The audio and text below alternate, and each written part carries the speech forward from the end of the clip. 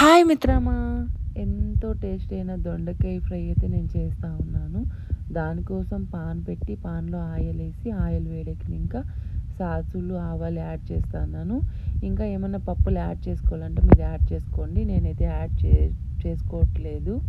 అవి చిటాపట్టలు ఆడినాక దంచుకోండి తెల్లగడ్డ, కొంచెం కరివేపాకు యాడ్ చేయాలి. అవి వేగే వరకు గరిటెలో తిప్పుకుంటారు, ఇలా ఫ్రై చేయాలి గరిటెలో నీట్గా. దీన్ని అయితే నేను గరిటె అంటాను. తర్వాత కట్ చేసుకోండి ఆనియన్స్ వేసుకోవాలి. వేసుకొని ఇవి కూడా గరిటెతో చక్కగా ఫ్రై చేసుకోవాలి.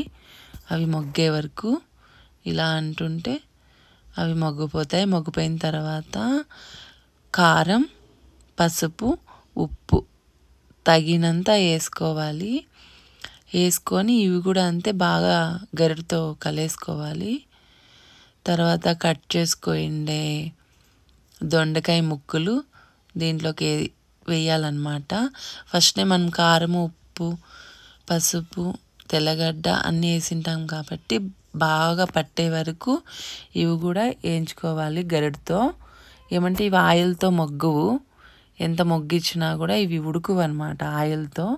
అందుకని వాటర్ కంపల్సరీ పోయాల్సిందే, ఒక చిన్న గ్లాసు. అని బాగా ఇవి ఆయిల్ మొత్తం ఇవి ముక్కలకంతా ఆయిల్ పట్టే వరకు ఇలా ఫ్రై చేసుకున్న తర్వాత ఆయిల్ పడుతుంది. తర్వాత వాటర్ వేసుకోవాలి. ఇలా వాటర్ వేసుకున్న తర్వాత మిక్సీ పట్టిండే ఒక 4 స్పూన్లు వట్టు కొబ్బరి అయినా వేసుకోవచ్చు, పచ్చి కొబ్బరి అయినా వేసుకోవచ్చు. మా ఇంట్లో అయితే వట్టు కొబ్బరి ఉంది కాబట్టి వట్టి కొబ్బరి వేస్తున్నాను. అది వేసిన తర్వాత ఇలా కలిపేసుకున్నామనుకో దొండకాయ ఫ్రై అయితే రెడీ అయిపోయింది. Bye bye.